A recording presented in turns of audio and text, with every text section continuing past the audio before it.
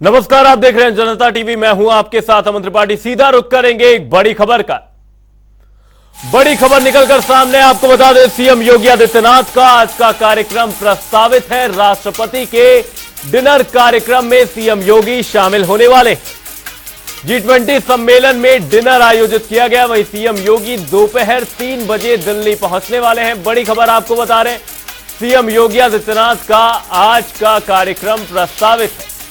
आपको बता दें दुनिया भर के तमाम डेलीगेट्स फिलहाल दिल्ली में जुटे हुए हैं। दिल्ली में G20 समिट का आयोजन किया जा रहा है। अब इसी बीच डिनर का भी आयोजन होना है। सीएम योगी दोपहर 3 बजे दिल्ली पहुंचने वाले। सीएम योगी आदित्यनाथ का आज का कार्यक्रम प्रस्तावित है। राष्ट्रपति के डिनर कार्यक्रम में सीएम योगी आदित्यनाथ शिरकत करते हुए नजर आएंगे। G20 सम्मेलन में डिनर का आयोजन किया गया है। सीएम योगी दोपहर 3 बजे दिल्ली पहुंचने वाले। सीएम योगी आदित्यनाथ तमाम डेलीगेट्स के साथ डिनर कार्यक्रम में शिरकत करते हुए नजर आएंगे। बड़ी खबर आपको बता रहे हैं, दोपहर 3 बजे दिल्ली पहुंचेंगे उत्तर प्रदेश के सीएम योगी आदित्यनाथ।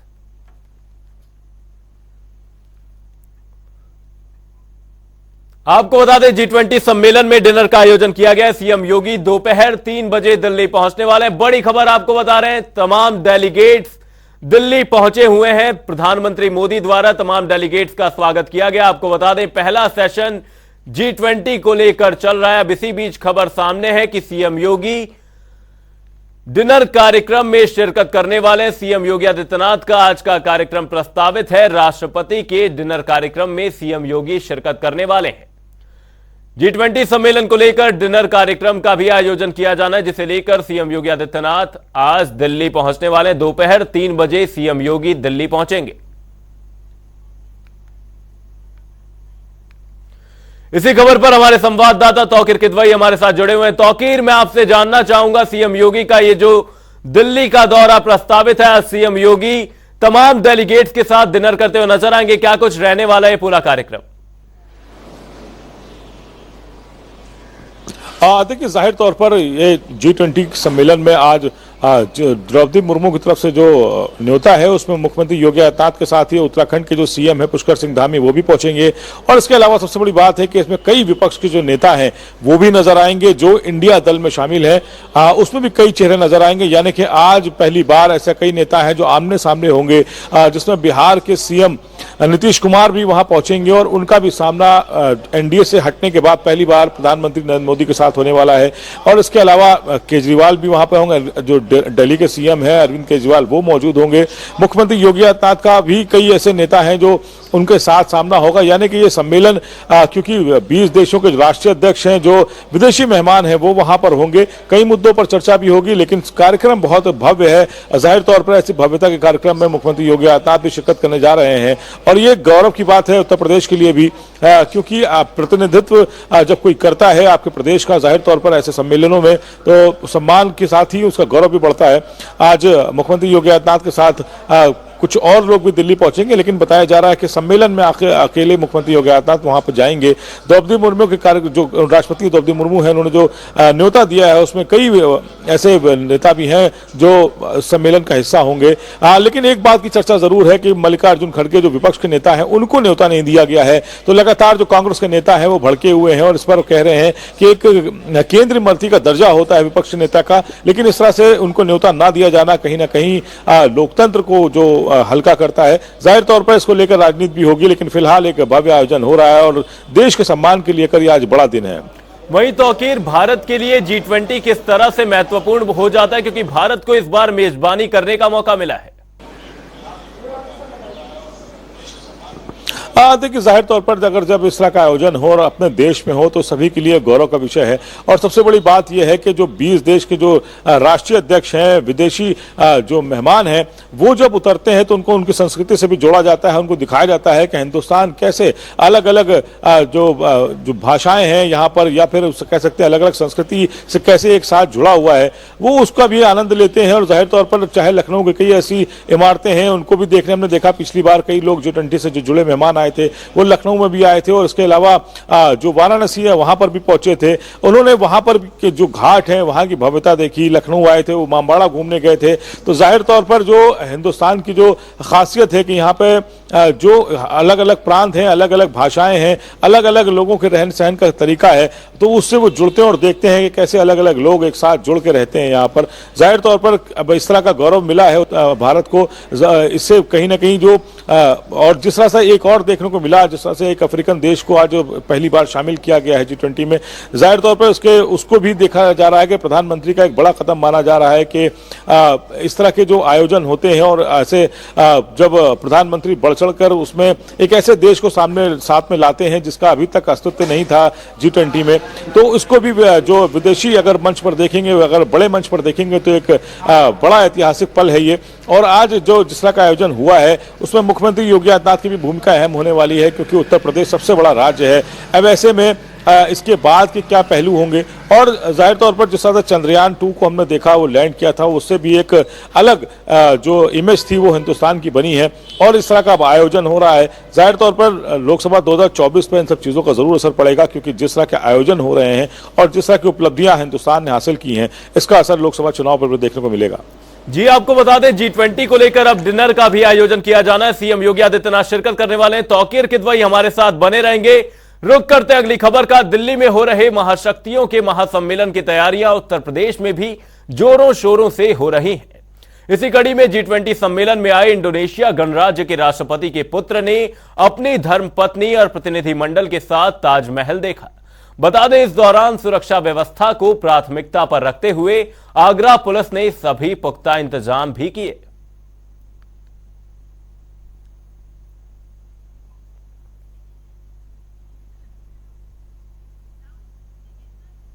लखनऊ से एक बड़ी खबर सामने, आपको बता दें लखनऊ से बड़ी खबर सामने। रुक करते हैं खबर का। हापुड़ में वकीलों पर लाठीचार्ज का मामला सामने आया। अब इसी मामले को लेकर लखनऊ बार एसोसिएशन की बैठक में एक बड़ा फैसला लिया गया है। आपको बता दें लोक अदालत के बहिष्कार का फैसला लिया गया है। जानकारी के लिए आपको बता दें कि आज 9 सितंबर को लोक अदालत का आयोजन होना है। वहीं लोक अदालत का वकीलों द्वारा पूर्णतः बहिष्कार किया जाएगा।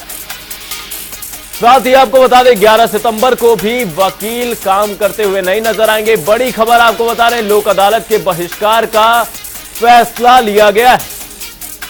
आज लोक अदालत का आयोजन होना था, लेकिन इसी बीच अब खबर सामने है कि लोक अदालत का वकील पूर्णतः बहिष्कार करते हुए नजर आएंगे।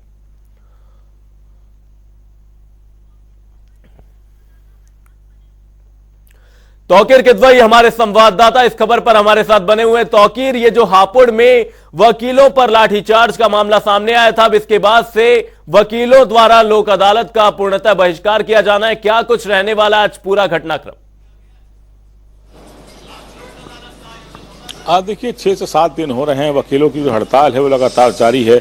उन्होंने कार का बहिष्कार कर रखा है और लगातार प्रदर्शन भी कर रहे हैं सड़कों पर निकलकर, लेकिन फिलहाल इस मामले का हल निकलते दिख नहीं रहा है, क्योंकि जो इनकी मांगे हैं उस पर अभी सरकार की तरफ से कोई जवाब नहीं दिया गया है। यही वजह है कि वो लगातार हड़ताल को आगे बढ़ा रहे हैं। बैठक जिस तरह से कल भी देखा गया कि यूपी बार एसोसिएशन की तरफ से जब ऐलान किया गया कि लोक अदालत से सभी जो वकील हैं वो विरत रहेंगे, इसके बाद जो जिले की जो बार एसोसिएशन है उनकी तरफ से भी ऐलान कर दिया गया कि लोक अदालत में कोई भी वकील शिरकत नहीं करेगा और इस आयोजन का पूरी तरह से बहिष्कार किया गया।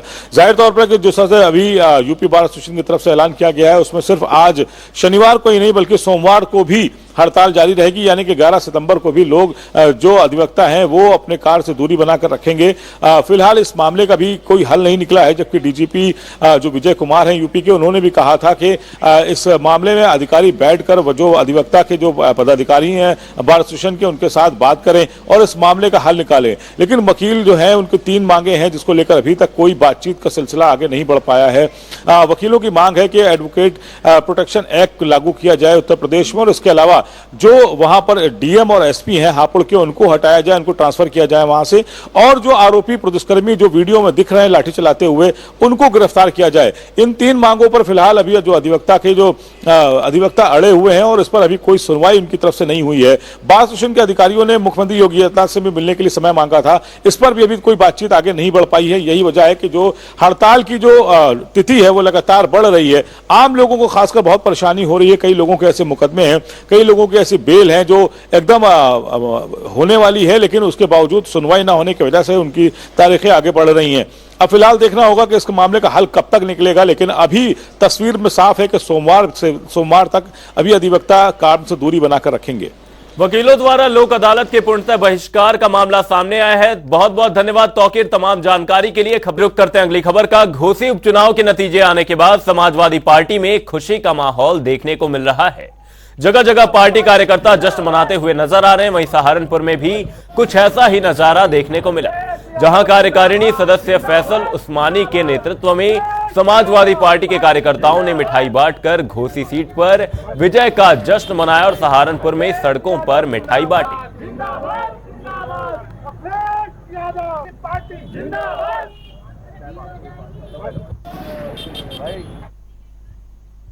घोसी उपचुनाव में सपा प्रत्याशी की जीत पर इटावा सपा महासचिव ने जनता का आभार व्यक्त किया। उन्होंने कहा कि इटावा समाजवादी पार्टी घोसी में बड़े मार्जिन से जीती है।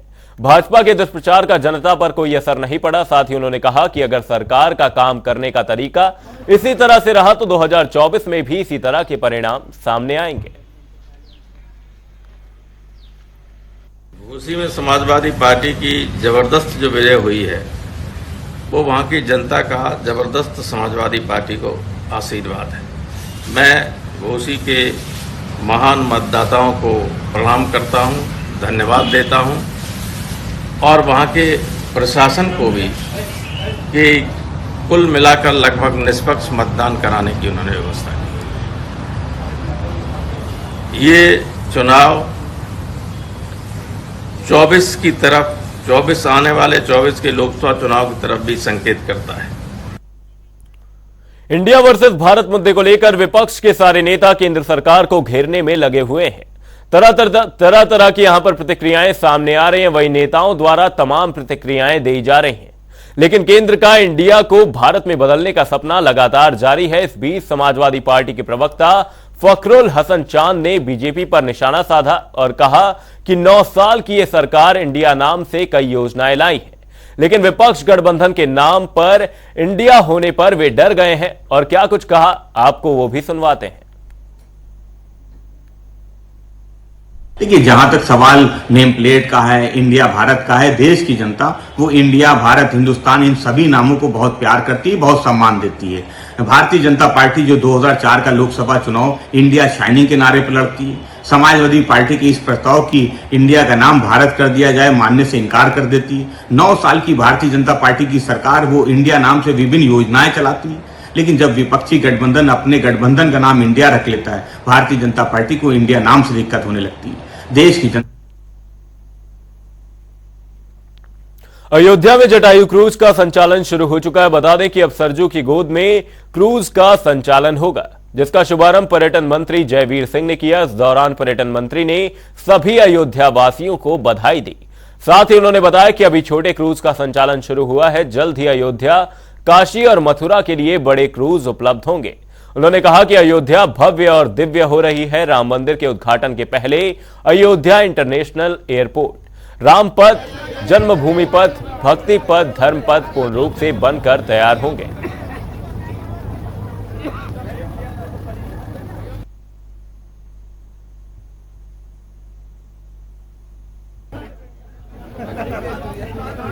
आपको बता दें, खबर अयोध्या से सामने, जहां पर सरयू की गोद में जटायु क्रूज का शुभारंभ किया गया है। आपको बता दें, सरयू नदी में इस क्रूज का संचालन शुरू होगा।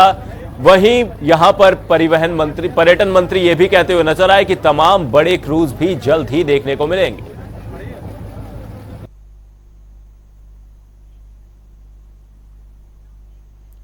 प्रदेश के सभी जिलों में आज लोक अदालत का आयोजन किया गया। इस दौरान वैवाहिक मामले, ट्रैफिक चालान सहित कई मुद्दों पर सुनवाई हुई। इस मौके पर लखनऊ न्यायाधीश अश्विनी कुमार त्रिपाठी ने सफल लोक अदालत के लिए सभी को शुभकामनाएं दी। उन्होंने क्या कुछ कहा, सुनिए।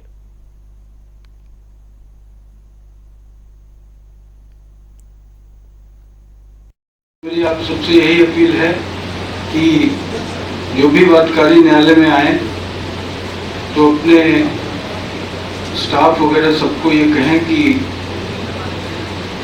उनके मामलों को चाहे आज लगे हों चाहे न लगे हों, अगर वो आ रहे हैं तो उन्हें आज निस्तारित करने का प्रयास करें। और लोक अदालत में हम लोग अग्रणी रहे, इसलिए आप सभी एकजुट होकर इसको सफल बनाने के लिए प्रयास करें। मेरी शुभकामनाएं सफल लोक अदालत के लिए मैं आप सभी को देता हूं। रुक करेंगे मौसम को लेकर एक बड़ी खबर का। बड़ी खबर सामने, आपको बता दें यूपी में एक बार फिर से मॉनसून सक्रिय हो चुका है। बड़ी खबर सामने, यूपी में एक बार फिर से मॉनसून सक्रिय हो गया है। 26 से अधिक जिलों में बारिश का अलर्ट जारी किया गया है। वहीं अगले 3 दिनों तक भारी बारिश की चेतावनी जारी की गई है। वहीं मौसम विभाग ने यह अलर्ट जारी किया है। वहीं 50 से अधिक जिलों में बिजली गिरने के साथ बारिश की आशंका जताई गई है। पश्चिमी विक्षोभ सक्रिय होने से मौसम में बदलाव देखा जा रहा है। मौसम को लेकर बड़ी खबर सामने, 26 से अधिक जिलों में बारिश का अलर्ट जारी किया गया है। अगले 3 दिनों तक भारी बारिश की चेतावनी मौसम विभाग द्वारा जारी की गई है। वहीं वेस्टर्न डिस्टर्बेंस एक्टिव होने के चलते मौसम में बदलाव देखा जा रहा है। 50 जिलों में बिजली गिरने की संभावना जताई जा रही।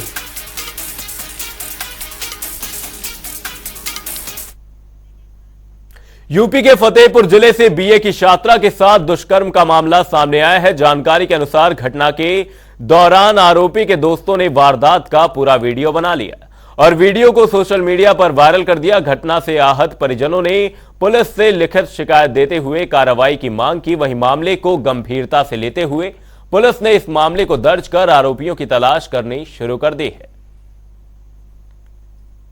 हम उस दिन कॉलेज गए थे 11 बजे, तब वहाँ से हम कॉलेज से हमारा सर दर्द होने लगा था, तो 11:10-15 मिनट बाद हम तुरंत वहाँ से पीछे से आ रहे थे, क्योंकि पीछे से बहुत पास पड़ता है घर में। हम इतना घूम के जाने से अच्छा हम पीछे चले आ रहे थे। अकेले थे, हमारी फ्रेंड नहीं गई थी क्योंकि जुम्मा था उस दिन।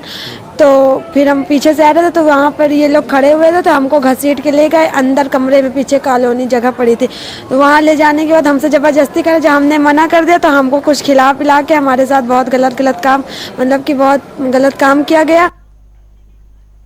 अब रुक करेंगे 2 मिनट में 10 बड़ी खबरों का।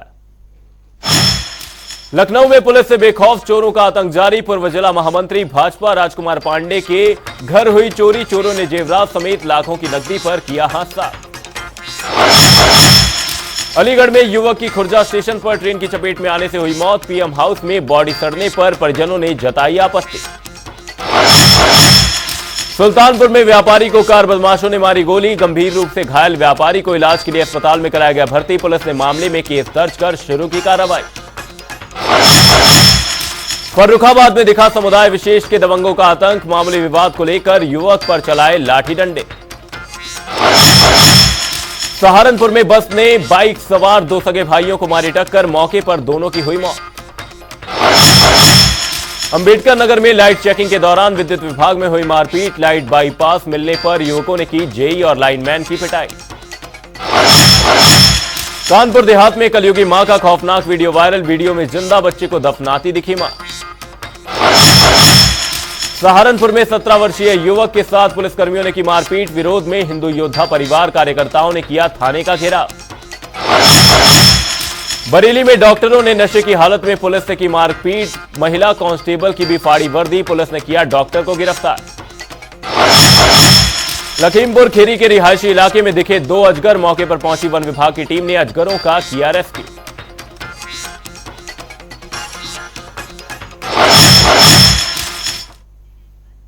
खबरों के सिलसिले में फिलहाल के लिए सिर्फ इतना ही। कह जाएगा नहीं, जनता टीवी पर खबरों का सिलसिला रहेगा बरकरार। तब तक के लिए नमस्कार।